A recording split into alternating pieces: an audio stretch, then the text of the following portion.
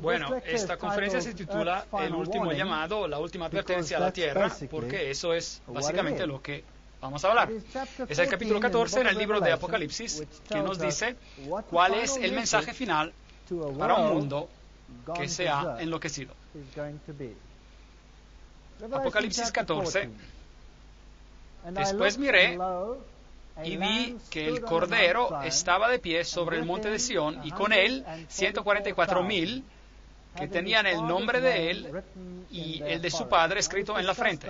Ahora, ya hemos discutido sobre los 144,000, así que no voy a ir en detalles sobre ellos, pero ellos tienen el carácter de Dios grabado en sus mentes, el nombre del Padre escrito en sus frentes. Oí una voz del cielo como el estruendo de muchas aguas y como el sonido de un gran trueno. La voz que oí era como de arpistas que tocaban sus arpas. Cantaban un cántico nuevo delante del trono. Un cántico nuevo es una canción de redención. Es una canción, un himno de liberación. Es algo que uno no puede entender si no ha tenido una experiencia de conversión o una experiencia de liberación. Así que esta será una canción cantada con el corazón, lo que será esencial o parte de los redimidos. Y delante de los 4 seres vivientes y de los ancianos, ya hemos hablado de ellos también, y los querubines protectores y los 24 ancianos, y nadie podía aprender el cántico sino aquellos 144,000 que fueron redimidos de entre los de la tierra. Versículo 3. Obviamente, uno no puede vivir la experiencia de otra persona. Uno no puede dar a otra persona algo por lo cual esa persona no ha pasado. Y esto es lo mismo con las 10 vírgenes al final. Había 10 vírgenes al final y cada una de ellas estaba dormida. Todas tenían aceite, todas tenían una medida del Espíritu Santo. Y después, cuando el esposo llegó, todas se despertaron. Pero solamente la mitad tenía bastante aceite para llegar a la fiesta de la boda. Y las otras no tenían suficiente aceite. Y así que ellas preguntaron a las que tenían aceite que les dieran un poco. Y ellas dijeron, pero no podemos darles aceite. Y algunos dicen que eso es egoísta. ¿Por qué no querían darles un poco de aceite? ¿Cuál es el problema? Es que uno no puede compartir su experiencia. Uno no puede decir, bueno, aquí está parte de mi experiencia, permítanme que la ponga en su lámpara. Uno va a tener que haber pasado por la experiencia de manera individual. Uno va a tener que haber tenido la experiencia con Jesucristo de manera individual. Así que toda persona necesita el aceite. Toda persona necesita esa experiencia. Y solo si uno ha tenido esta experiencia puede cantar la canción. Es la única manera para cantar esta canción. Uno necesita la experiencia. Estos son los que no se han contaminado con mujeres. Ese texto siempre me hace triste, porque yo tuve un colega que una vez abandonó a su mujer a causa de esta frase en la Biblia. ¿No es increíble cómo la gente puede pensar? Él literalmente abandonó a su esposa a causa de esta frase en la Biblia. Y yo le dije, sabes, yo creo que tú tienes una falsa comprensión de lo que una mujer representa en la Biblia. Esto no tiene nada que ver con el contacto físico entre un hombre y una mujer. Esto está hablando de la falsa adoración. Estos son los que no se han contaminado con los sistemas de adoración apóstatas. Pero no, él estaba convencido que el texto quería decir que él no se tenía que contaminar con mujeres de manera literal. Así que yo le pregunté una pregunta más. ¿Tú has estado casado por todos estos años? ¿No es ahora un poco tarde para hacer esto? Si eso es lo que tú crees. Pero de que yo sepa, él aún se queda lejos de su esposa. Pero sea como sea, eso no es lo que el texto quiere decir. Obviamente el texto quiere decir, esos son los que no se han contaminado con iglesias apóstatas. Pues son vírgenes. Ellos están con Cristo. Ellos son los que siguen al Cordero por donde quiera que va.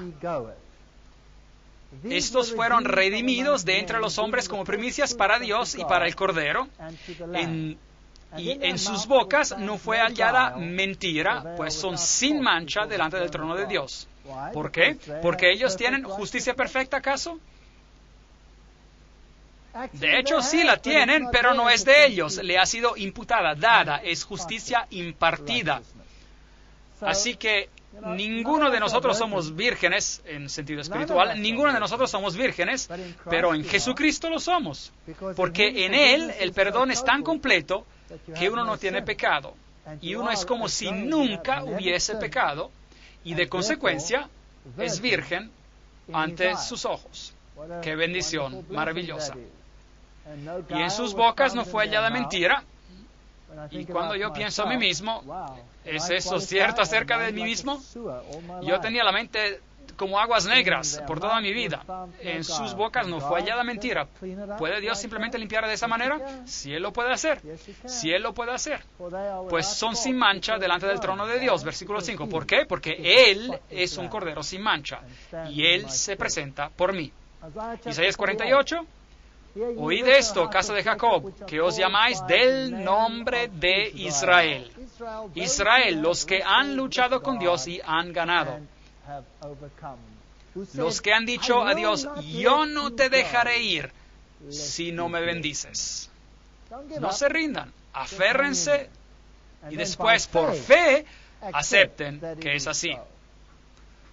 Los que salieron de las aguas de Judá, los que juran en el nombre de Jehová y hacen memoria del Dios de Israel, mas no en verdad ni en justicia. Sin embargo, de la santa ciudad se nombran y confían en el Dios de Israel, cuyo nombre es Jehová de los ejércitos. Versículo 1 y 2. Lo que pasó ya antes, lo dije, de mi boca salió, lo publiqué, lo hice pronto y fue realidad. Versículo 3. Así que hay algunas personas que declaran que ellas pertenecen al Señor, ellas pertenecen al Señor, pero en hecho ellas están confiando en un sistema en vez de confiar en el Señor. Y no hay ningún valor en confiar en un sistema, ningún valor en absoluto. Un sistema no puede salvar a uno, una iglesia no puede salvar a uno. Eso no significa que una iglesia no puede ser una hermandad del pueblo de Dios, pero la iglesia no puede salvarlo a uno, solo Jesús puede salvar. Así que es en Él en que tienes que poner confianza, en Él que declara lo pasado desde el comienzo y que dice, de mi boca salió, lo publiqué, lo hice pronto y fue realidad. Así que uno puede probar a Dios mirando a las profecías. Por cuanto sé que eres duro, que una vara de hierro es tu cerviz y tu frente de bronce. Por eso te lo dije ya hace tiempo, antes de que sucediera, te lo advertí, para que no dijeras, mi ídolo lo hizo, mis imágenes de escultura y de fundición mandaron estas cosas. Versículos 4 y 5. ¿No es eso fantástico? Así que, ¿para qué sirve la profecía? Para recordarnos que Dios está en control, para recordarnos que Él tiene el destino de la humanidad en sus manos, y Él nos dice antes de tiempo, así que cuando veamos estas cosas podamos creer. En la misma manera, toda la profecía de la cual hemos hablado, ¿nos va a salvar? No. Pero lo que puede hacer, nos puede enseñar que Dios, después de todo, merece nuestra adoración. Eso es lo único que la profecía puede hacer, no nos puede salvar. Lo oíste y lo viste todo, y no lo anunciaréis vosotros. Ahora pues te he hecho oír cosas nuevas y ocultas que tú no sabías. Ahora, han sido creadas no en días pasados, ni antes de este día las habías oído, para que no digas, he aquí que yo lo sabía. Versículos 6, 7. Eso es típico de la raza humana. Nosotros pensamos que podemos declarar todo y explicar todo racionalmente. Pero este no es un mundo racional. En mi vida yo llegué a un punto donde dije, esto no es racional, yo no puedo soportar esto. Tiene que haber algo más.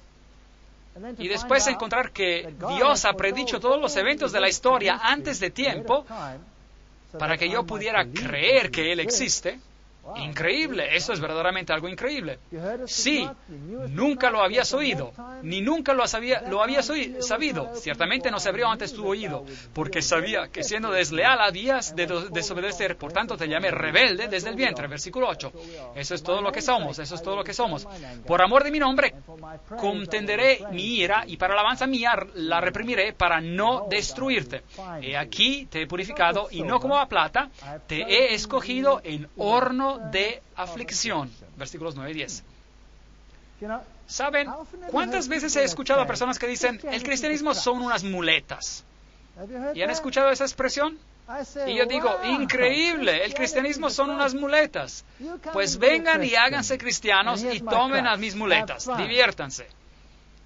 Diviértanse con esas muletas. Yo les digo, el cristianismo no son muletas, es un horno de aflicción.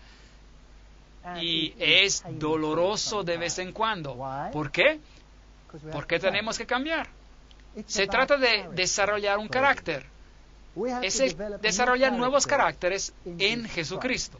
Saben, hoy en día los psicólogos, si hay dos jóvenes que se unen y van a sesiones de consejería y los psicólogos les dicen, ustedes no son compatibles, son demasiado diferentes, tienen que ser lo mismos. Tienen que tener los mismos intereses, lo mismo de esto, lo mismo de eso, lo mismo de todo. Y así que nosotros nos administramos según esta manera de ser. ¿Y qué hace Dios? Siempre junta a los opuestos. ¿Ya se han dado cuenta? Él siempre crea el escenario peor. ¿En serio? Y aun cuando Él escoge evangelistas o lo que sea, Él junta a Martín Lutero con un carácter de fuego, junto a Melanchthon, que tenía un carácter manso y apacible. Yo tengo un amigo querido, y su nombre es François Duplessis, un hombre pequeñito así. ¿Cómo yo quiero a ese pequeño hombre? Él es exactamente lo opuesto de mí. Él siempre me dice, Walter, tú los tumbas con tus comentarios tan directos, pero yo los voy a recoger. Él es dulce.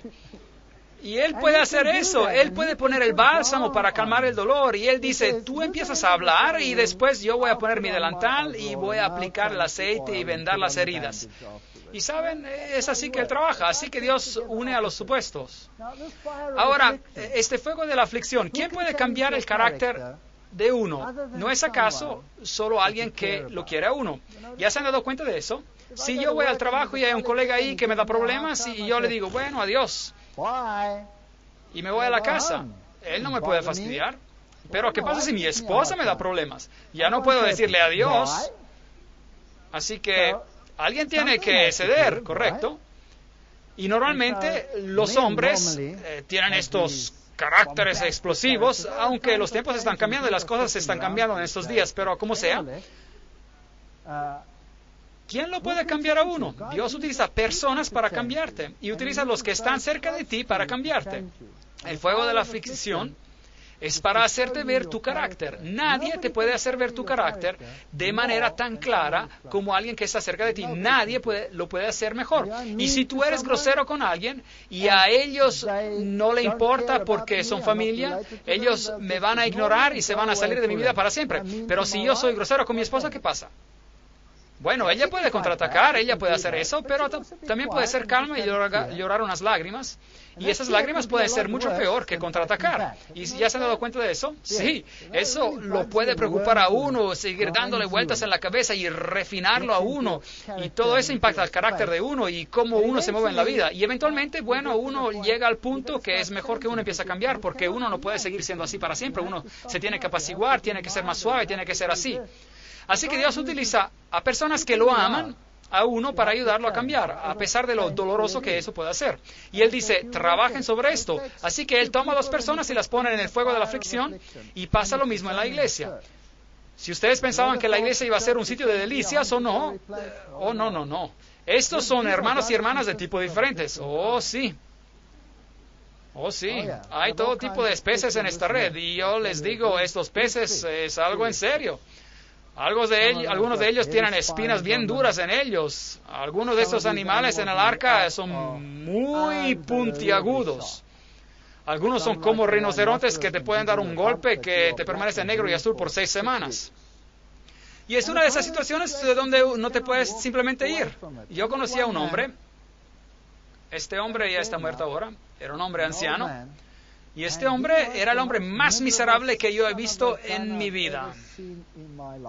Él fue la cosa peor que jamás me ha ocurrido. En serio, la cosa peor que jamás me ha ocurrido. Él me gritaba, él hizo todo lo que podía para destruir mis principios y me volvió loco. Y de vez en cuando yo pensaba que lo quería modificar un poco, pero él era mucho más viejo que yo y así que tenía que guardarle respeto. Y por todos esos años, Dios puso a este hombre en mi vida. Y después él abandonó a todo y perdió totalmente todo, hasta se juntó con una prostituta, dejó a su esposa, todo le fue mal. Y después, hace como unas 4 semanas, él estaba muriendo en el hospital. Y yo fui llamado a donde él estaba, así que fui a verlo. Y yo me senté cerca de su cama del hospital y lo miré y allí estaba muriendo. Ya le habían amputado partes del cuerpo, tenía diabetes y ya estaba en sus últimas horas. Y yo estaba allí sentado y lo estaba mirando y pensé, increíble. Este hombre testarudo aquí, aún era un testarudo allí en su cama, en su lecho de muerte. Y yo pensé, ¿qué le puedo decir a este hombre? Y yo le dije, ¿sabe qué? Usted es el hombre peor que yo jamás haya conocido. Usted se ha portado tan mal conmigo. Y yo le he respondido de la misma manera unas cuantas veces. Los dos éramos como 2 rocas en un río. Y nos chocábamos mucho. Y le dije, usted ha sido la peor cosa que yo jamás haya conocido. Usted.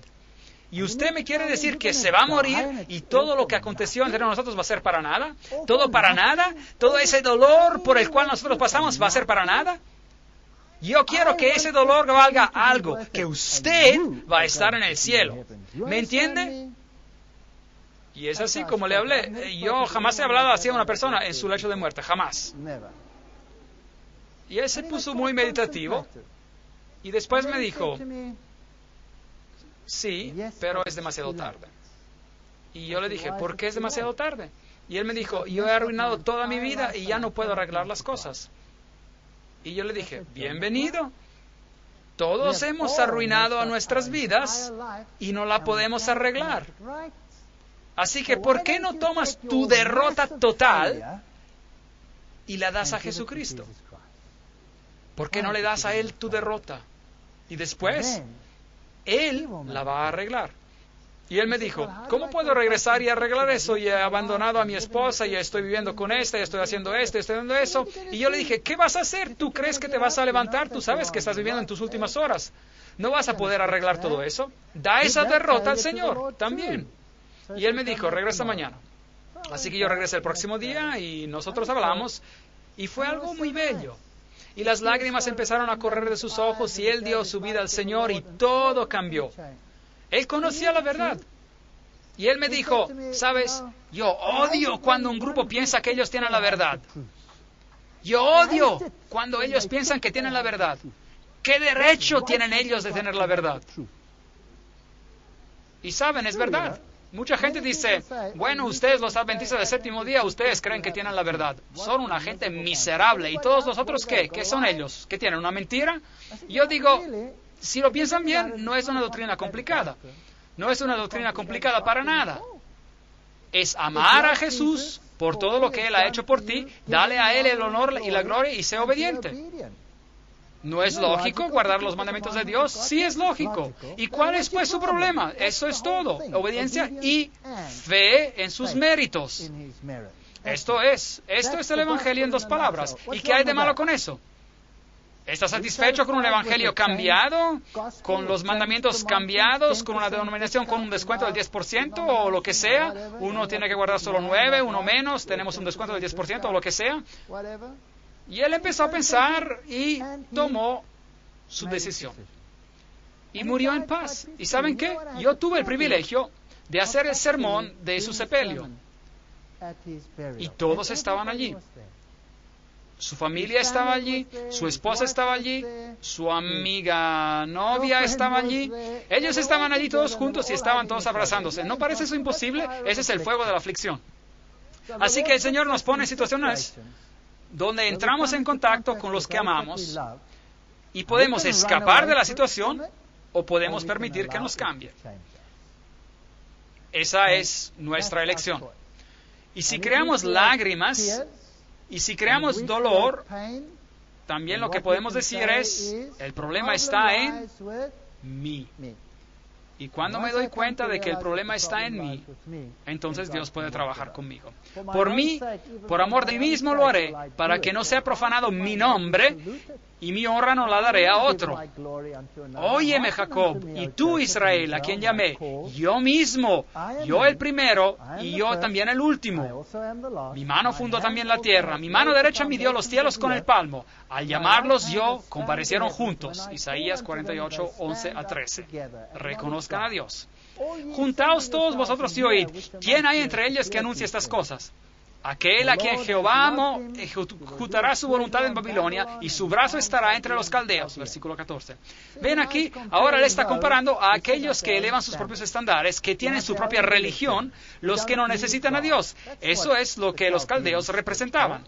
A Bab-el, a una otra puerta hacia Dios. Y yo hablé y lo llamé y lo traje. Por tanto, será prosperado su camino. Acercaos a mí, oíd esto. Desde el principio no hablé en secreto. Desde que eso se hizo, allí estaba yo.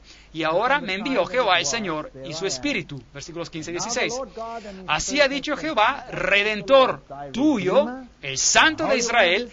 Yo soy Jehová, Dios tuyo, que te enseña para tu provecho, que te encamina por el camino que debes seguir.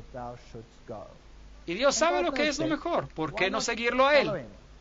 Si hubieras atendido a mis mandamientos. ¿Ven? Todo el Evangelio está aquí en este pequeño texto. Fuera entonces tu paz como un río y tu justicia como las olas del mar. Los mandamientos de Dios son una expresión de su amor.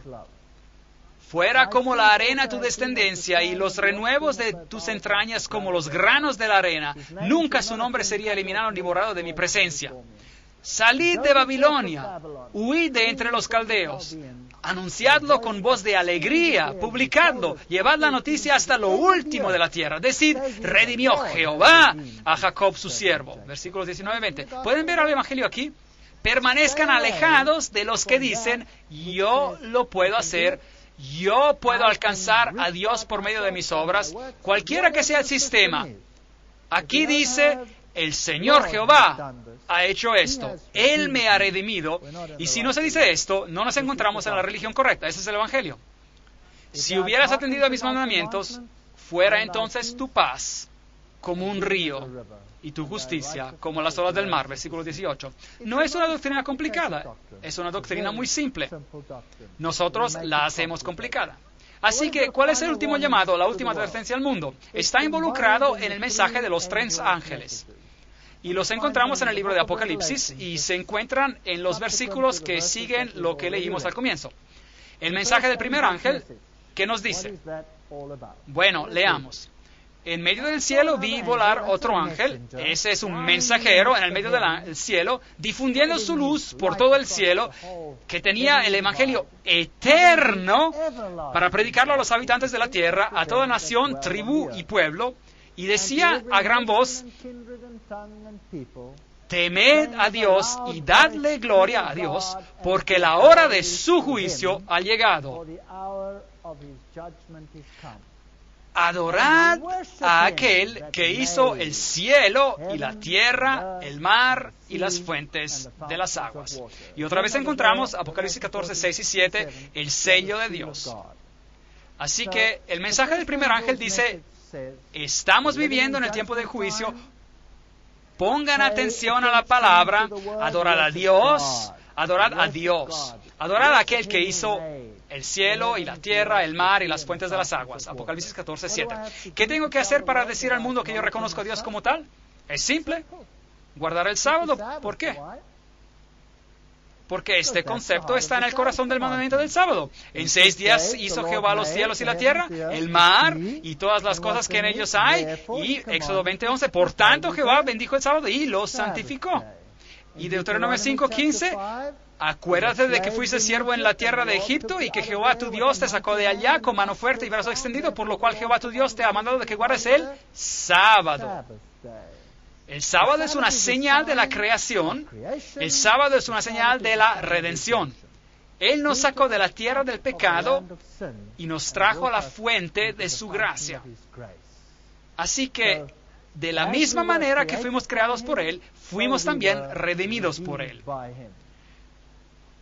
Si ustedes miran al sistema judío, había 7 fiestas judías que son el antitipo o tipo de acontecimientos en Cristo. Había la Pascua, el día 14 del mes judío de Nisan, Y esa representaba la crucifixión, porque en esa fiesta el cordero se mataba y la sangre se usaba para marcar los postes de la puerta. Y de la misma manera nosotros tenemos que poner la sangre del cordero sobre los postes de nuestro corazón, y después el ángel del Señor, que vendrá para juzgar, nos va a pasar por alto. Así que si aceptamos a nuestra Pascua, que fue sacrificada para nosotros, reconocemos a la crucifixión el cordero que murió por nosotros. La segunda fiesta judía era la fiesta de los panes sin levadura. Noten que esa fiesta ocurría en un día después de la Pascua, el día 15 del mes judío de Nisan. El pan sin levadura ¿representa qué? ¿Representa qué? Al cuerpo de Jesucristo, Jesucristo en la tumba. Él fue crucificado por nosotros y Él murió por nosotros. Y se reposó en la tumba en el séptimo día. Así, el próximo día era el 16 de Nisan y era la fiesta de los primeros frutos. Y esa representa la resurrección. Jesús, los primeros frutos, es decir, Él fue el que fue resucitado de los muertos y las tumbas se abrieron y gente salió de sus tumbas y dice la Biblia, y cuando Él se fue al cielo, Él llevó cautiva la cautividad, Efesios 4:8. Esa es la resurrección.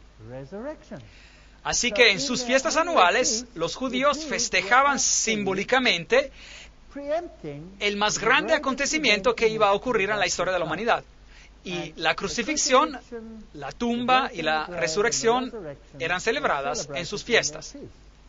Y después tenían las fiestas de las semanas, que caía en el día 6 del mes judío de Sivan, y esta fiesta conmemoraba lo que aconteció después del establecimiento de la Pascua, es decir, lo que aconteció cuando la ley fue publicada. Después de la resurrección vino el Pentecostés. Y como hemos dicho, la publicación de la ley era su prototipo y se cumplió con el derramamiento del Espíritu Santo, y como consecuencia ocurrió la difusión del mensaje, y estos acontecimientos en forma de prototipo venían celebrados anualmente. Era un prototipo del Pentecostés. Y después había 3 fiestas más.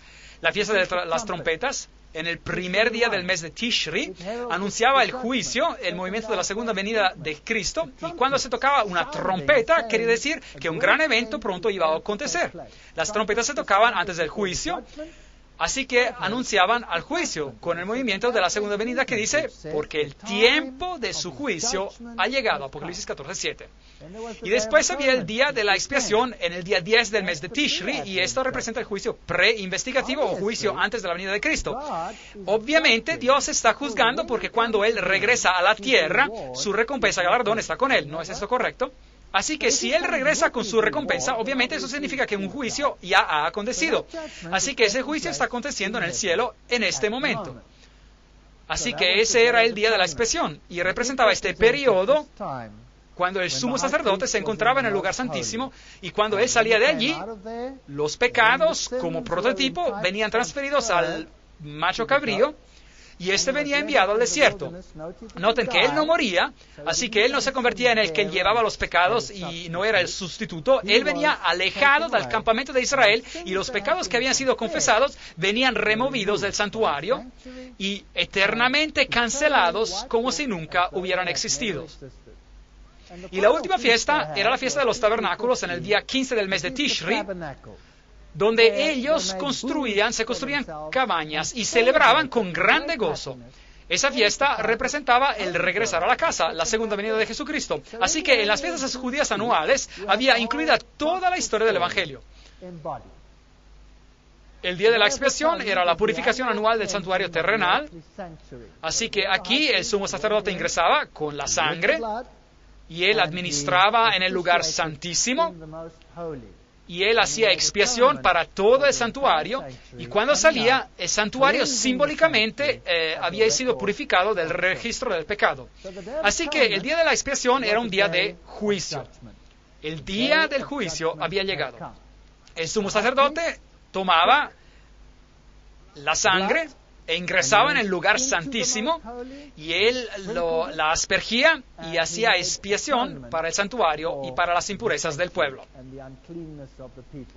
Ahora, ¿cuál es el estándar del juicio? Santiago nos dice, Santiago 1:25, Pero el que mira atentamente en la perfecta ley, la de la libertad, y persevera en ella, no siendo oidor olvidadizo, sino hacedor de la obra, éste será bienaventurado en lo que hace. Santiago 2:12 dice, así hablad y así haced, como los que habéis de ser juzgados por la ley de la libertad. Nombre maravilloso para la ley de la libertad. La ley te libra, no es una ley de esclavitud. Si cada persona tuviera que guardar la ley en este planeta, ¿no seríamos todos libres? ¿Sí o no?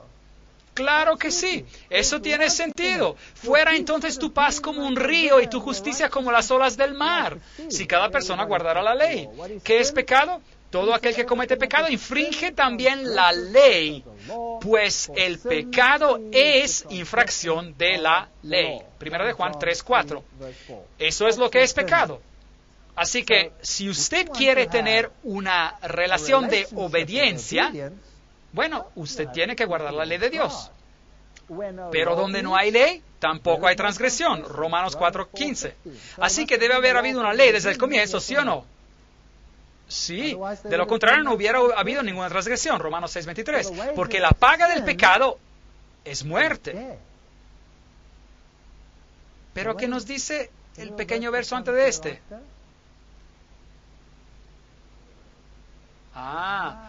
Pero la dádiva de Dios es vida eterna.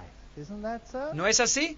Por medio de su justicia. Así que este es el evangelio completo. La paga del pecado, la muerte. El regalo de Dios, la vida eterna en Jesucristo.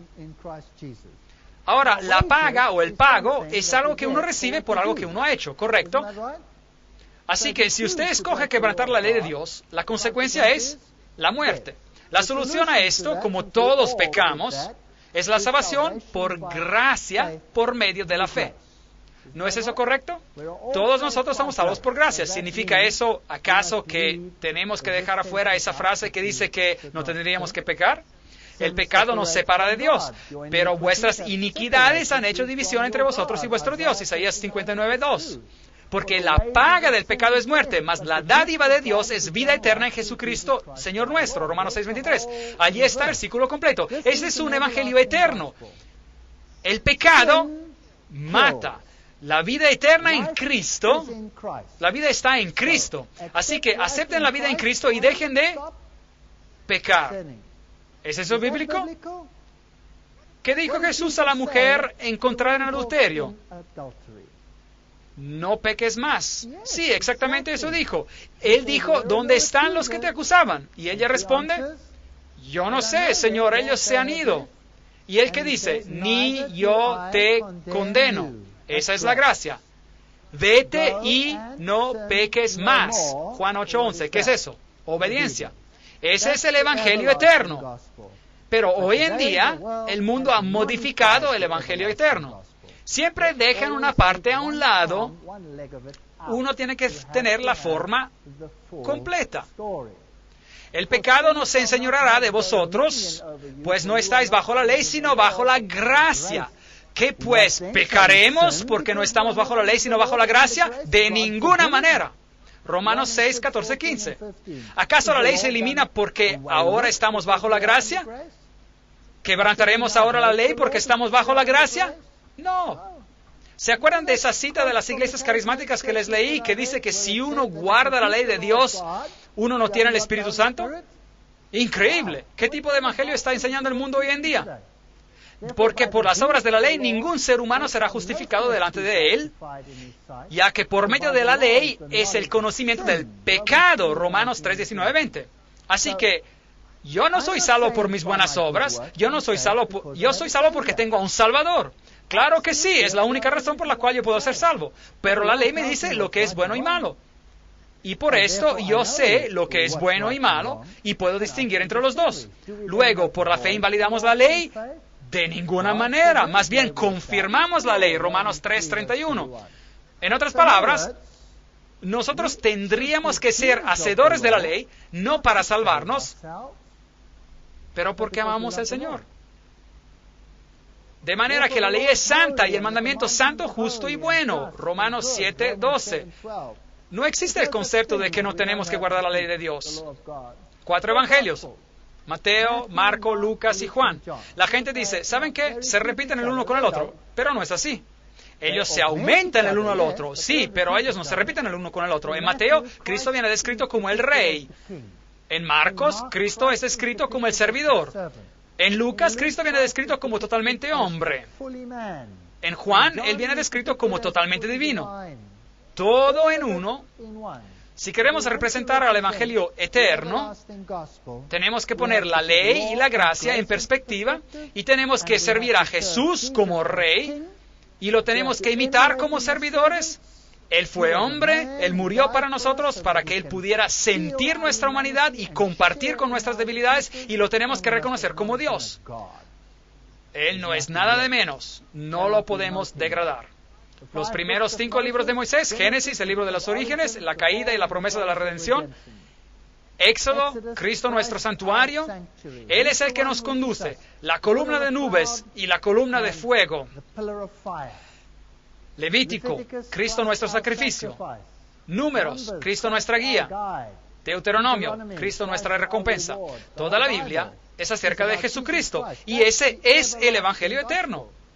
¿No creen ustedes que el mundo se ha perdido algo en algún momento? Ustedes saben, algunos dicen, solo necesitamos el Nuevo Testamento. Y yo digo, bien, ¿por qué se preocupan de llevar un libro tan pesado? Tomen unas tijeras y cortan lo que no necesitan. Tírenlo, si ya no lo necesitan. No, el Antiguo Testamento y el Nuevo Testamento, los dos hablan de Jesús. No penséis que he venido a abolir la ley o los profetas. No he venido a abolir, sino a cumplir. Porque de cierto os digo que antes que pasen el cielo y la tierra, ni una jota, ni una tilde pasará de la ley hasta que todo se haya cumplido. Mateo 5, 17, 18. El Evangelio eterno tiene que ser predicado. Pero es más fácil es que pasen el cielo y la tierra que se frustre una tilde de la ley. Lucas 16, 17. Ni una tilde de la ley va a desaparecer. Hasta la Nueva Versión Internacional lo escribe correctamente. En esto consiste el amor de Dios, en que obedezcamos sus mandamientos. Y sus mandamientos no son gravosos, dice la Reina Valera 95. Sus mandamientos no son gravosos. 1 de Juan 5, 3. Y habiendo sido perfeccionados, vino a ser autor de eterna salvación para todos los que le obedecen. Hebreos 5, 9. Así que el mundo ha rebajado el énfasis en la obediencia y ha sobreexaltado la salvación por la gracia. La salvación por la gracia viene en primer lugar, no cabe duda, porque sin ella somos todos perdidos. Pero sin obediencia, no vamos a llegar allí tampoco. Así que la ley de Dios ha sido eliminada. ¿Y por qué la encontramos en el Nuevo Testamento? Ese es el Nuevo Testamento. Al Señor tu Dios adorarás y a Él solo servirás. Mateos 4:10, Apocalipsis 19:10. Hijitos, guardaos de los ídolos. 1 de Juan 5:21, Hechos 17:29. Para que no sea blasfemado el nombre de Dios y la doctrina. 1 de Timoteo 6:1. El sábado por causa del hombre es hecho, y no el hombre por causa del sábado. Así que el Hijo del Hombre es el Señor aún del sábado. Marcos 2:27-28, Reina Valera Antigua. Hebreos 4:4. Honra a tu padre y a tu madre. Mateo 19:19. Efesios 6:1-3. No matarás. Romanos 13:9. Santiago 2:11. No adulterarás. Mateo 19:18. No hurtarás. Romanos 13:9. Efesios 4:20. No dirás falso testimonio. Romanos 13:9. No codiciarás. Romanos 7:7. Así que uno va a tener problemas si dice que la ley ha sido eliminada en el Nuevo Testamento, porque allí está, en el Nuevo Testamento. Uno va a tener grandes problemas si dice esto. No podemos eliminar la ley de Dios. El tabernáculo fue levantado en medio del pueblo. Jesús vivió en medio de su pueblo. Y eso es lo que el tabernáculo simbolizaba. Es el Evangelio eterno. Nunca ha cambiado. Es el Cordero de Dios que quita los pecados del mundo. Ese cordero venía traído al sumo sacerdote y moría en vez del pecador. Cada judío en los tiempos pasados era salvado por la sangre del cordero. No existe el concepto de que los judíos estaban bajo la ley y nosotros estábamos bajo la gracia. ¿Y por qué pues un judío tenía que traer un cordero? Porque él estaba bajo la gracia. Porque él estaba bajo la gracia. Esa es la razón. He aquí el Cordero de Dios que quita el pecado del mundo. Juan 1:29. Hijitos míos, estas cosas os escribo para que no pequéis. Pero si alguno ha pecado, abogado tenemos para con el Padre a Jesucristo el justo. 1 de Juan 2:1. Yo estaba hablando con un musulmán una vez y él me dijo, ustedes los cristianos tienen una vida fácil. Y yo le dije, ¿por qué? Y él dijo, ustedes los cristianos hacen lo que les da la gana. Ustedes pecan y después dicen, perdóname, y ya se acaba todo, y siguen pecando un poco más. Nosotros no podemos hacer eso. Y yo dije, sí, eso es lo que el cristianismo se ha convertido. Tienes razón. Yo me estoy avergonzado delante de ustedes de que así es. Pero ¿es ese el verdadero cristianismo? ¿Murió Cristo para que sigamos pecando? Yo creo que no. El verdadero cristianismo es reconocer el sacrificio de Jesucristo y pedirle que limpie nuestras vidas. Bajar de nuestro pedestal y reconocer nuestra debilidad y nuestro pecado y aferrarnos al abogado. Él es la única esperanza que tenemos. ¿Saben cuán afortunados somos? Que el gran juez del universo también es nuestro abogado. Yo no me puedo imaginar algo mejor que esto. El juez que nos va a juzgar es también nuestro abogado. El juez dice, ¿sabes? Yo creo que tú eres culpable de esto. Y después el mismo juez dice, sí, pero yo he pagado el precio. Increíble. Y después, ¿qué pasó? ¿Le dijiste gracias? Gracias. Y amaste al Salvador tanto que paraste de hacer lo que estabas haciendo antes. Si a uno le dieran la libertad de una celda de prisión, donde había estado por alguna cosa mala que hubiera hecho, ¿estaría bien decir, ahora estoy libre para repetir lo que hizo una otra y otra vez? ¿Es así? Bueno, algunos así lo hacen, ¿sabían eso? ¿O no sería mejor decir, increíble, se me ha dado otra posibilidad, yo no voy a hacer eso otra vez? ¿Cuál de las dos opciones? Obviamente la última. Mas Él fue herido por nuestras rebeliones, molido por nuestros pecados, por darnos la paz, cayó sobre Él el castigo, y por sus llagas fuimos nosotros curados. Isaías 53:5. Si confesamos nuestros pecados, Él es fiel y justo para perdonar nuestros pecados y limpiarnos de toda maldad. 1 de Juan 1:9. Una vez estaba hablando con un pastor y él me dijo, la ley se ha eliminado, usted es un legalista. Y yo le dije, increíble, ¿no me importa si me llevo a su esposa a mi casa esta noche? Eso sería un poco rudo de decir, pero mi esposa estaba ahí conmigo en esta ocasión, así que me podía permitir hacer un comentario parecido. Y de hecho él dijo, no, claro que no. Bueno, yo dije, ¿y qué pasaría si yo matara a uno de ustedes? ¿Estaría bien? ¿O qué pasaría si yo tomara su coche? ¿O qué pasaría? Hice comentarios sobre todos los 10 mandamientos y siguen vigentes. ¿Y cuál es el mandamiento que es un problema? El sábado es un problema. No son los otros 9. Pero porque hay un argumento, no hay argumento, a veces tienen que eliminar a todos para eliminar a ese. Si confesamos nuestros pecados, Él es fiel y justo para perdonar nuestros pecados y limpiarnos de toda maldad. 1 de Juan 1:9. Esto es el centro del mensaje del primer ángel. Estamos viviendo en el tiempo del juicio y hay un evangelio eterno que nunca ha cambiado y lo hemos anulado, lo hemos segregado, lo hemos cortado en dos. Tenemos que regresar al original y tenemos que reconocer al que hizo los cielos y la tierra y las fuentes de las aguas. Eso es lo que tenemos que hacer. Ese es el mensaje del primer ángel y después siguió un segundo ángel. El mensaje del segundo ángel es un mensaje que da miedo. Ven, si uno rechaza el mensaje del primer ángel, uno está rechazando luz. Y si uno está rechazando la luz, eventualmente se quedará sentado ¿dónde? En la oscuridad. Bueno, ¿qué nos dice el mensaje del segundo ángel? Otro ángel le siguió diciendo, ha caído Babilonia, la gran ciudad que ha hecho beber a todas las naciones del vino del furor de su fornicación. Apocalipsis 14:8. Ese es el mensaje del segundo ángel. Es un mensaje poderoso. Y ese mensaje tiene que ir a todo el mundo.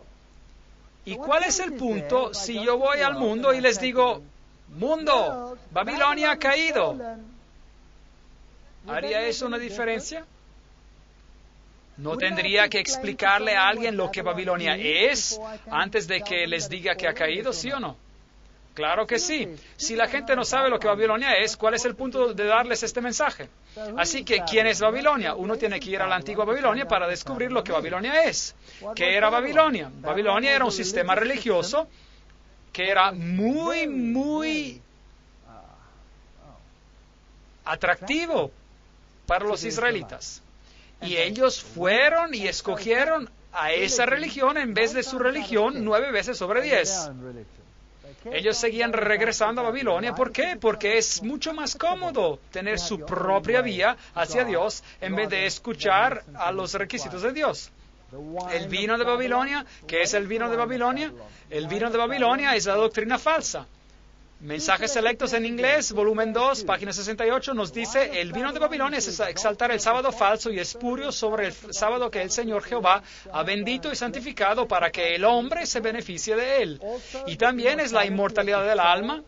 Estas dos herejías afines y el rechazo de la verdad convierten a la iglesia en Babilonia. Reyes, comerciantes, gobernadores y maestros religiosos están todos en acuerdo corrupto. Sí, hoy en día los gobernadores del mundo están siguiendo a la iglesia. Apocalipsis 16, 13, 14. Y vi salir de la boca del dragón y de la boca de la bestia y de la boca del falso profeta 3 espíritus inmundos a manera de ranas. Pues son espíritus de demonios que hacen señales y van a los reyes de la tierra en todo el mundo para reunirlos a la batalla de aquel gran día del Todopoderoso, del Dios Todopoderoso. Apocalipsis 16, 13, 14. Da miedo. Muy bien. De hecho, estamos hablando del sistema de Babilonia. Tiene 3 componentes y están gobernados por espíritus inmundos, impuros, como ranas. Las ranas fueron una de las plagas en Egipto, porque las ranas eran deidades en el sistema egipcio.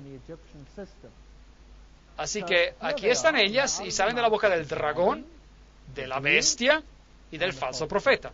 Estos 3 componentes y son espíritus de demonios, obrando milagros. Y contraponiéndose a ellos existe otro grupo. Aquí está la paciencia de los santos, de los que guardan los mandamientos de Dios y la fe de Jesús. Apocalipsis 14, 12. 2 mensajes. ¿Quiénes son estos mensajeros? ¿Y quién es esta mujer llamada Babilonia que tiene todo el mundo a sus pies adorándola? Así que la Babilonia mística tiene estos 3 componentes: el dragón, la bestia y el falso profeta. Y ya hemos hablado de ellos en detalle durante esas conferencias. Aquí hay una rana de bronce y esta se encuentra en Japón, donde ellos aún adoran a esta deidad, que es el Padre, la Madre y el Hijo, así como ellas existen en el sistema egipcio de Isis y Osiris. Y ellos aún adoran a esas ranas allá afuera, así que no piensen que ese sistema se ha acabado. Ese es el antiguo sistema de adoración babilónico. Las ranas de bronce combinan el sol con el agua y simbolizan la fertilidad. Así nos dice la organización de la UNESCO, y ellos seguramente saben. ¿Qué es el dragón? Bueno, el dragón viene identificado en la Biblia como Satanás, esa antigua serpiente. Así que todo lo que trata con el espiritismo, donde fuerzas demoníacas directamente planean con la humanidad, todo eso forma parte del sistema del dragón. Así que eso incluiría, por ejemplo, la brujería. Nos conduce a la brujería en la apostasía, pero brujería que tiene que ver con la iglesia. ¿Qué pasaría si la iglesia empezara a decir, tenemos que empezar a tener sesiones de espiritismo, así como lo hizo la iglesia anglicana? ¿No eso se convierte acaso a la brujería de parte de la iglesia?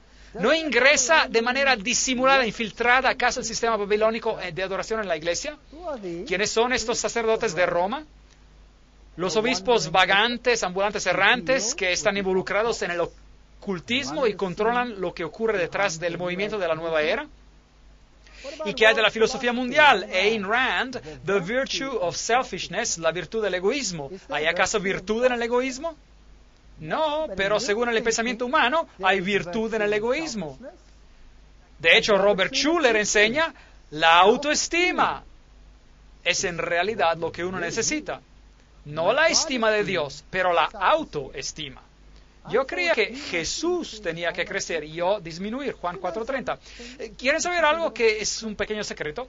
Y eso es que la verdad y el error están muy cercanos. Están muy cercanos. ¿Sabían que de hecho si ustedes quieren rendir su autoestima a Cristo, de hecho aumentan su autoestima? Es increíble, pero es un hecho, piénsalo. Porque uno tiene al Dios del universo reconociendo a uno como a su hijo. Uno se convierte en un hijo o hija del Dios Altísimo, un príncipe que se va a sentar en un trono junto a Él. Increíble. Si esto no es algo asombroso, ¿qué más habrá? Pero uno tiene que aprender humildad de Él para poder calificar. Aquí, en este otro sistema, estamos aprendiendo algo diferente. ¿Y qué hay de lo que escuchamos de esta dama amable, J.Z. Knight? Usted es Dios, olvídense de Jesucristo. Él es solo parte del grupo.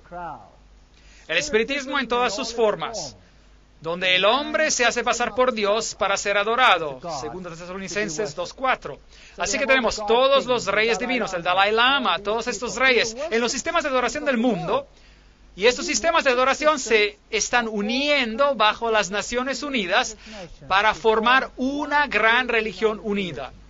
Y tenemos que honrar la misma deidad detrás de todas las religiones.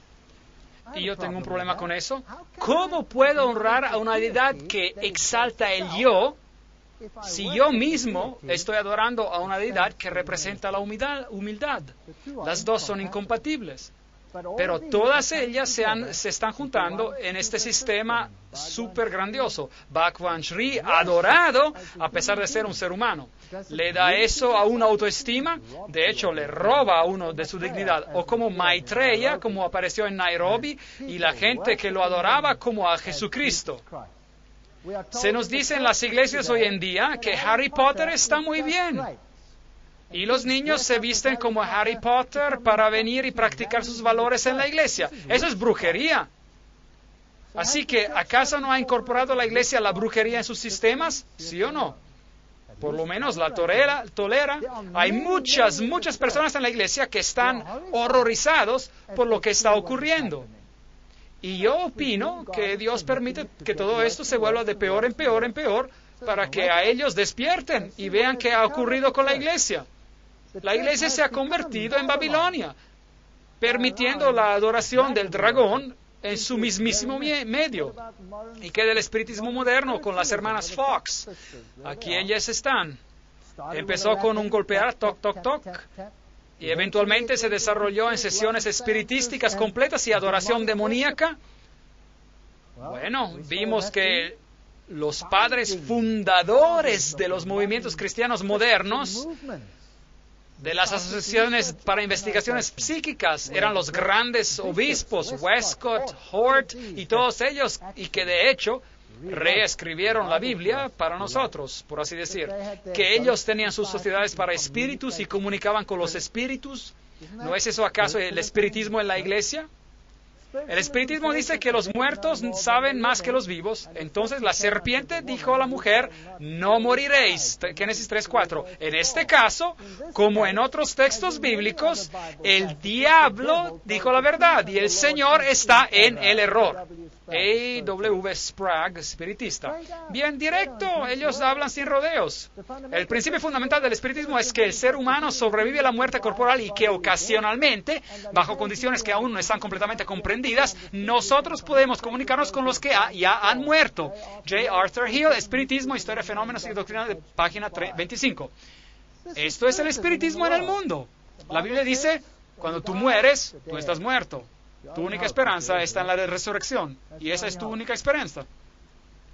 El espiritismo alega que los muertos se comunican. El hidalgo Oliver Lodge dijo lo siguiente, no hay muerte en la tumba, yo hablo frecuentemente con los muertos, yo no puedo dudar que la gente vive después de la muerte porque yo hablo frecuentemente con ellos.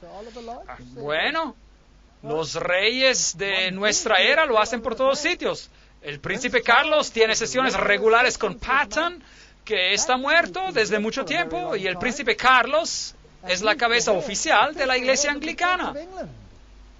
¿Hay espiritismo en la iglesia? ¿Sí o no? Claro que sí. Hay espiritismo en la iglesia. The Progressive Thinker, el pensador moderno, 18 de mayo de 1929. Lo que el espiritismo es y hace, remueve todo miedo de la muerte, que es de hecho la puerta al mundo de los espíritus. Enseña que la muerte no es la cesación de la vida, pero un simple cambio de condición. El espiritismo es el mensaje de Dios a los mortales declarando que no hay muerte. ¿Y qué hace eso con Dios? ¿Hace de Dios qué? Lo hace un mentiroso. ¿Es eso correcto? Todos los que han muerto aún viven y aún hay esperanza en la vida venidera, pero para los más grandes pecadores, que cada alma progresará en las edades y alturas sublimes y gloriosas donde Dios es amor y el amor es Dios. El mundo está viviendo una mentira. Yo tengo informaciones de sesiones espiritistas, cintas de grabar de una sesión con Cecil Juan Rhodes, bueno, supuestamente, claro, él está muerto, pero él habla a un espiritista y él explica quién es la jerarquía al otro lado y las personas que fueron las más malas en esta tierra, según esta sesión espiritista, están más elevados que Jesucristo en el más allá. Por ejemplo, Adolf Hitler es más elevado en el más allá que Jesucristo, porque supuestamente él ha tenido más experiencia aquí en la tierra. ¿Pueden creer eso?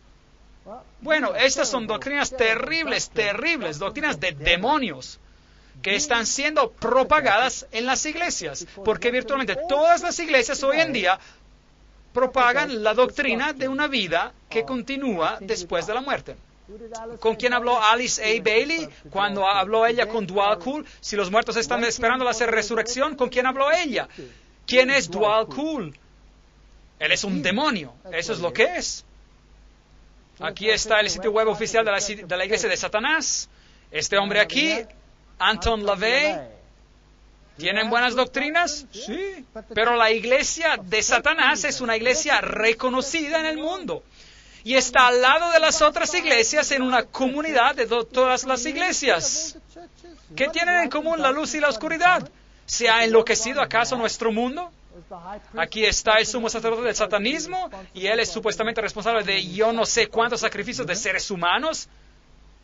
Y aquí noticias satánicas avanzando. ¿Qué dice la Biblia satánica? 1969, Anton LaVey, el fundador.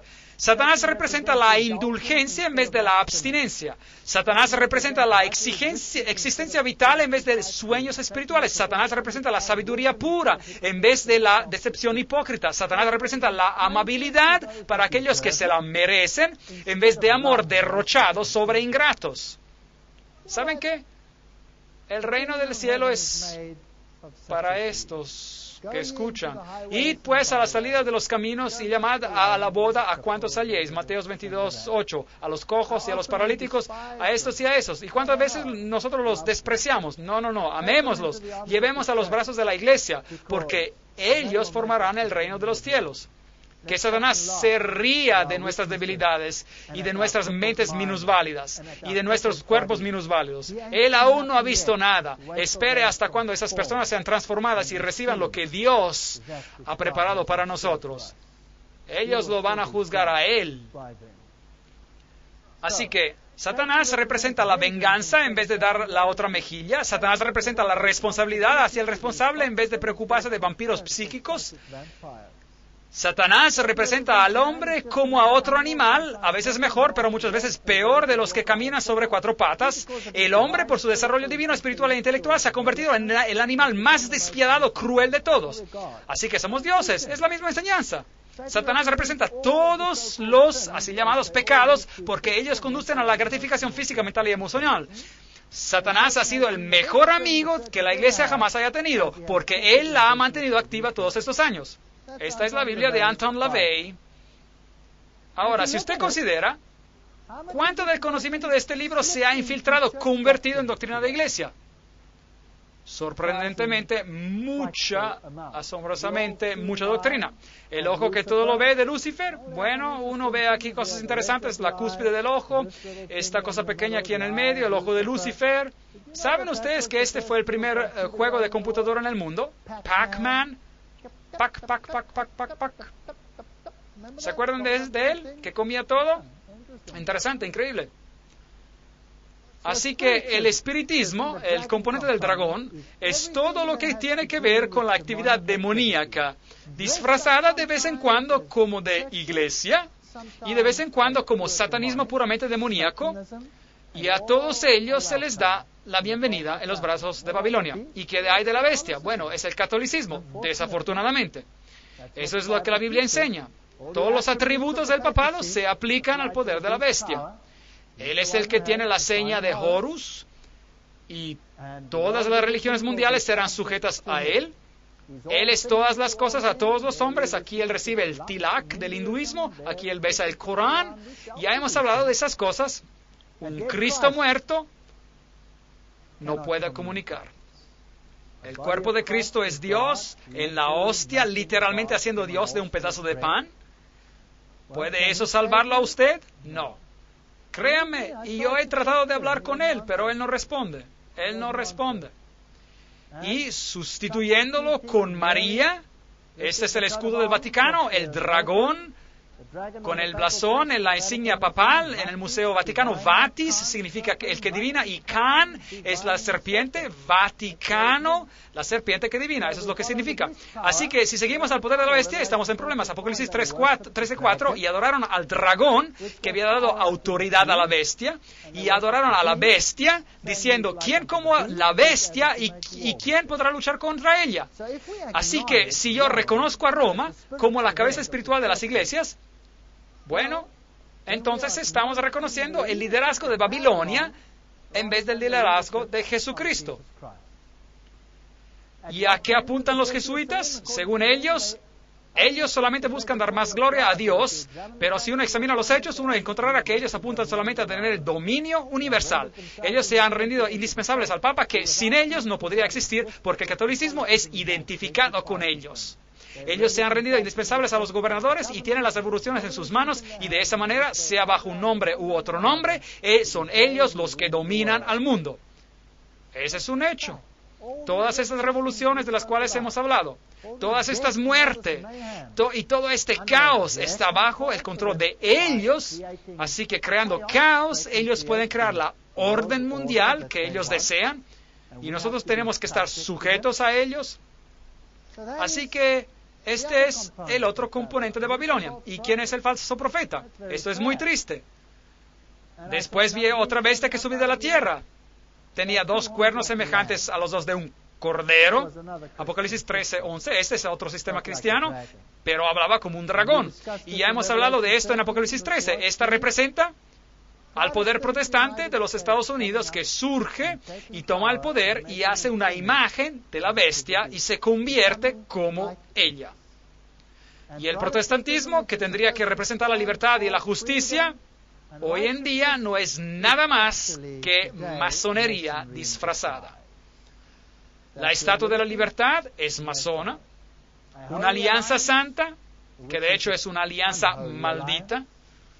El muro de separación entre la iglesia y el Estado es una metáfora basada sobre mala historia. Y así, las iglesias rumbo hacia Roma, las iglesias protestantes adoptan características de la bestia. Y la iglesia anglicana aquí cambió su cara y se convirtió como la bestia. Ya hemos hablado de todo esto. Y estuvimos mirando a todas sus enseñanzas, a lo que ellos enseñan y cómo está totalmente contrario a la Biblia. Lo que Schuller dice, lo que la Biblia dice y todas estas cosas. Lo que Schuller dice, y nosotros podemos orar, Padre nuestro que estás en el cielo, alabado sea nuestro nombre. Hacer de nuevo significa que nosotros tenemos que cambiar de una imagen de nosotros mismos negativa a una imagen de nosotros mismos positiva. Una religión basada en el yo, una religión basada en valores de este mundo, una religión que honra al hombre y lo pone al nivel de la deidad. Esto es pecado y tiene que ser llamado por su nombre correcto, sea que Billy Graham lo apoye o no. La Biblia y solo la Biblia. Sea que él esté sentado con el Papa o no, él ha apoyado todo esto. ¿Y qué hay del movimiento carismático? Dice, donde Jesús dice, yo soy, yo sonrío, y yo digo, sí, yo soy también. ¿Sigue siendo esto a cristianismo? Yo no creo. Promise Keepers, la revista de Kenneth Hagin, los obeliscos, y tenemos una apariencia de piedad, pero negamos su eficacia, según Timoteo 3:5. Es muy triste.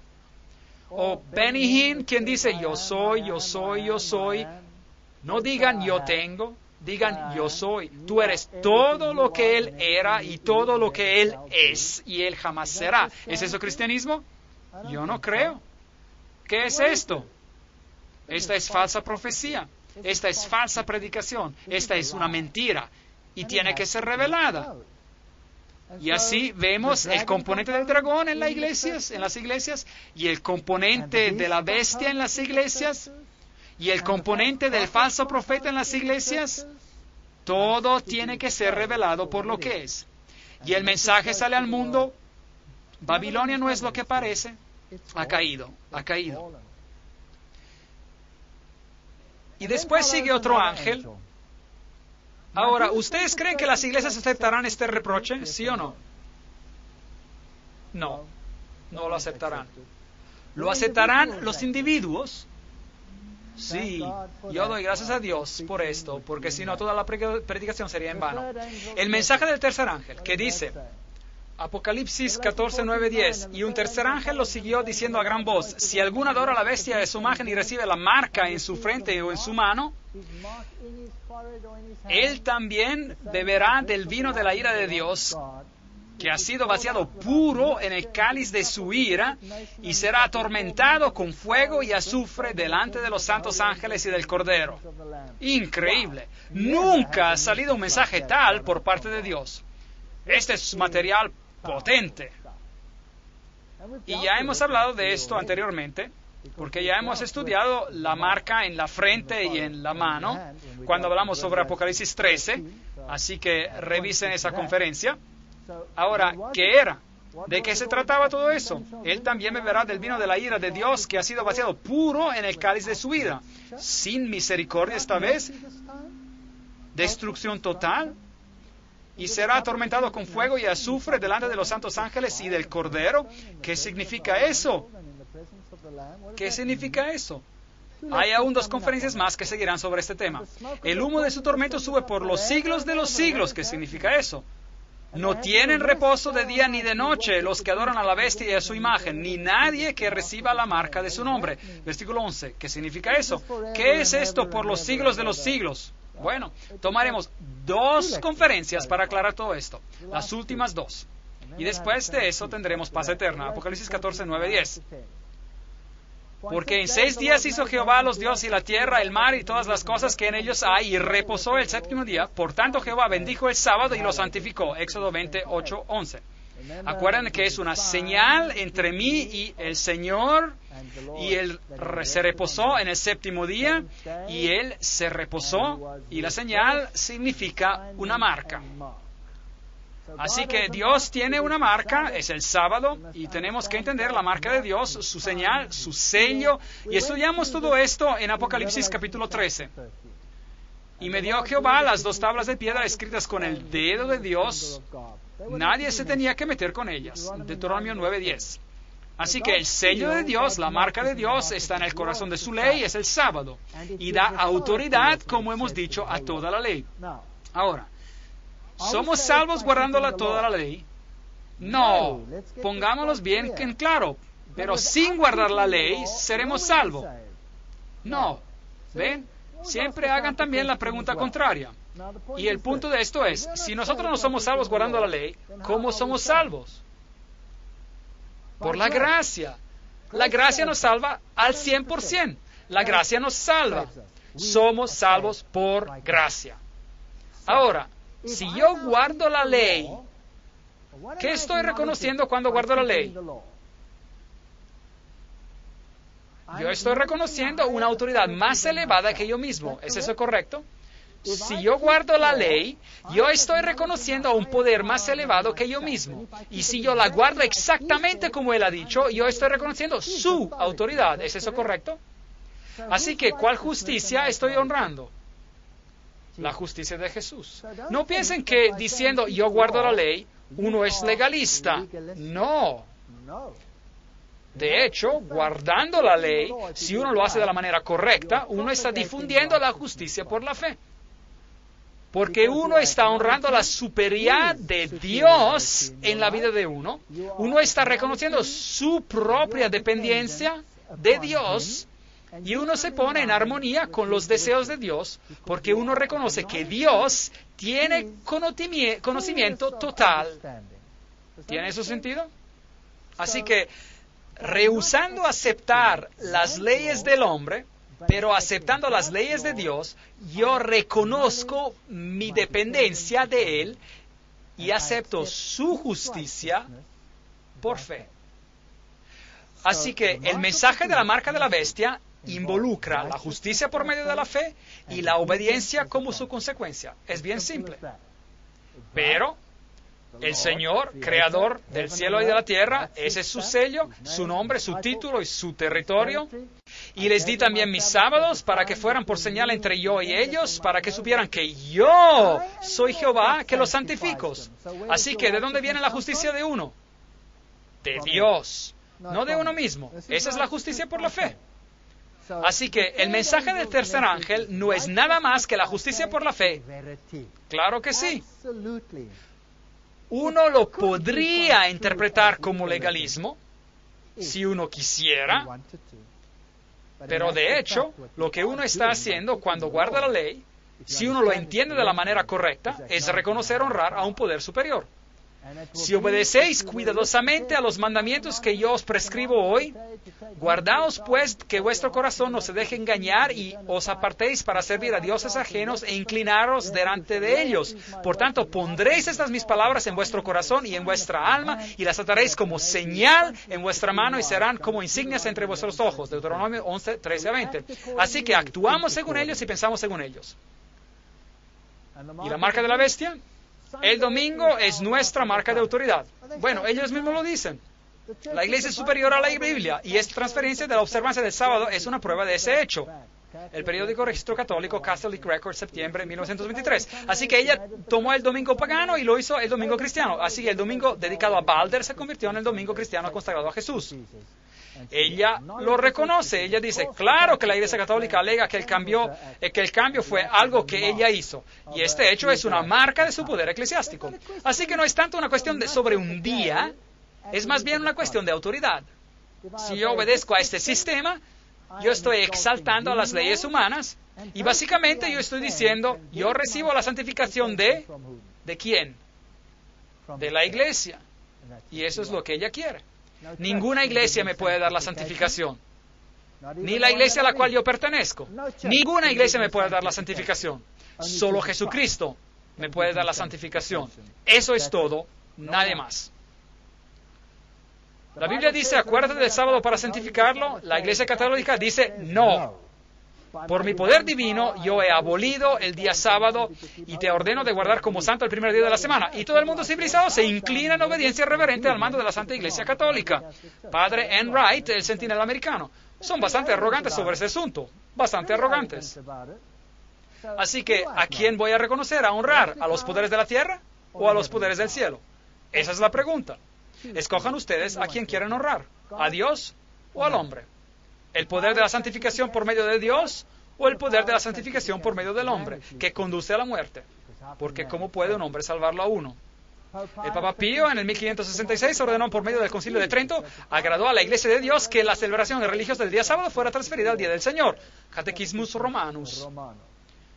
Y desafortunadamente toda la tierra se maravilló en pos de la bestia, Apocalipsis 13, 3. Así que el mensaje del tercer ángel es, no reconozcan a la ley del hombre como superior a la ley de Dios. Y la prueba va a ser el sábado. ¿Pondrán un microchip en su mano? A lo mejor para controlar lo que uno compra y vende. Pero un microchip, no representa el carácter de la alianza hacia Dios. Lo que representa el tipo de alianza es la obediencia a los mandamientos de Dios. Ellos tienen que estar en su frente y en su mano. La Iglesia Católica está contenta si su marca está en la mano de uno o en la frente de uno. Hay una diferencia sutil aquí. La Biblia dice en Deuteronomio, como insignias entre vuestros ojos y vuestra mano. Átenlos así. Pero la marca de la bestia es en la frente o en la mano. ¿Por qué esa diferencia es sutil? Porque la Iglesia Católica está satisfecha si usted guarda su mandamiento porque usted está convencido que es correcto, pero está también satisfecha si usted lo hace porque lo tiene que hacer, sin honrar o reconocer a nadie. Simplemente ser obediente es suficiente. Pero no es suficiente. Sed obedientes a Dios. Aquí está la perseverancia de los santos, los que guardan los mandamientos de Dios y la fe de Jesús. Apocalipsis 14. Bueno, este mensaje será predicado con más poder en Apocalipsis 18, 1 y 2 dice, después de esto vi a otro ángel que descendía del cielo con gran poder y la tierra fue alumbrada con su gloria, clamó con voz potente diciendo, ha caído la gran Babilonia.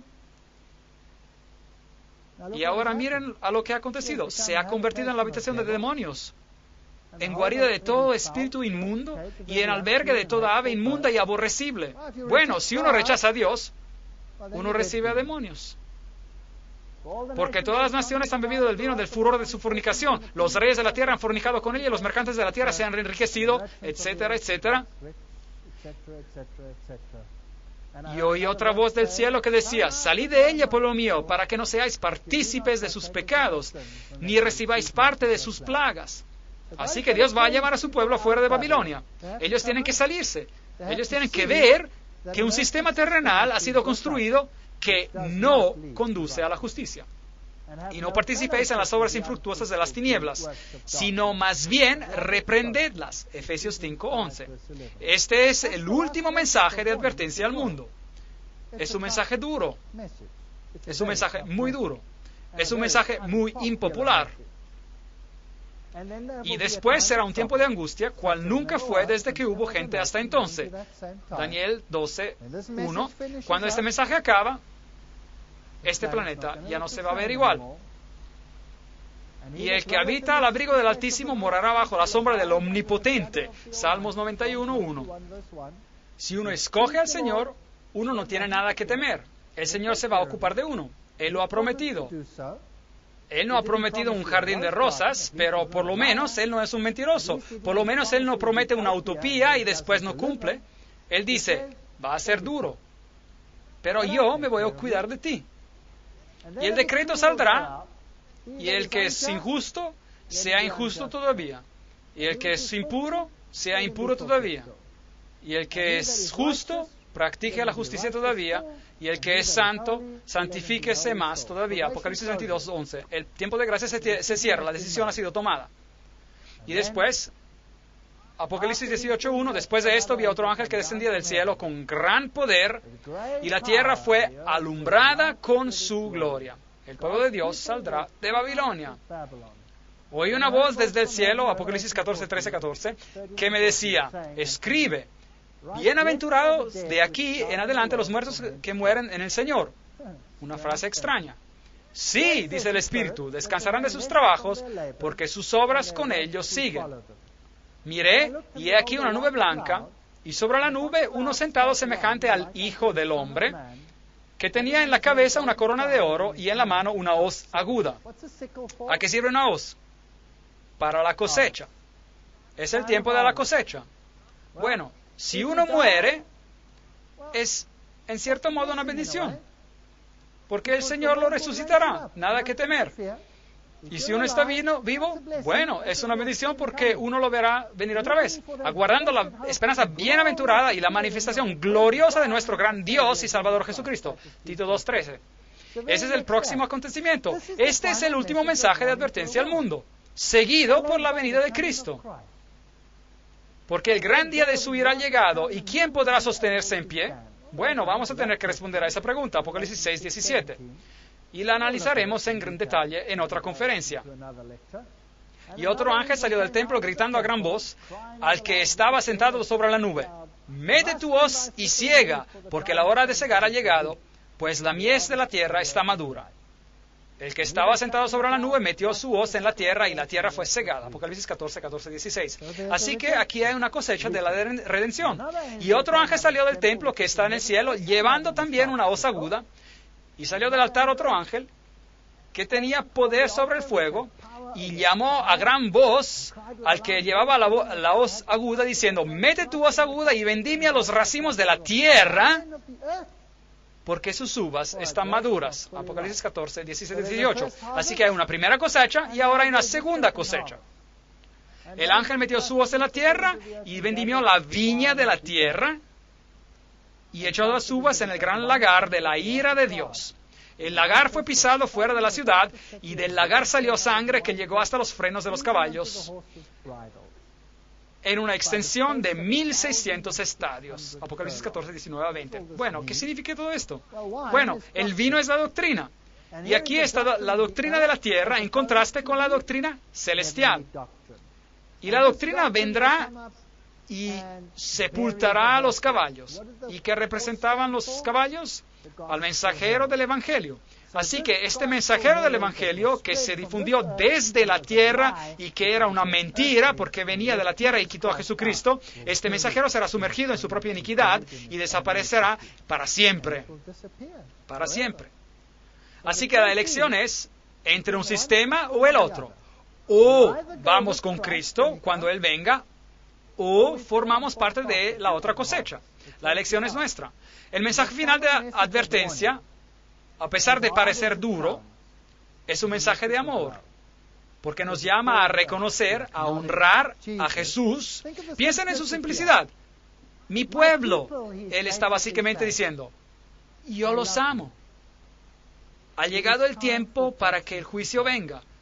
¿Por qué no abandonan las filosofías malvadas de esta tierra? ¿Por qué se quieren quedar arraigados en la evolución y en todas estas filosofías? ¿Por qué no me reconocen a mí como a su Creador y su Redentor? ¿Por qué quieren seguir a filosofías que exaltan lo humano y denigran a lo divino? ¿Por qué no quieren mirar hacia arriba para su salvación en vez de mirar abajo? Hacia abajo. ¿No quieren obedecerme a mí y a mis preceptos para que les vaya bien? ¿No quieren honrarme a mí porque yo soy el que los santifica y el que los hace completos y el que los hace hijos e hijas del Altísimo? Ese es el mensaje. ¿No ese es un mensaje bello? Es una dulce llamada del Señor de lo alto que dice, vengan mis hijos, ¿por qué se van a perder? Y uno puede escuchar, atender el llamado o lo puede rechazar. Ese es el último mensaje a este mundo. Es duro, pero yo creo que es verdadero. Amén.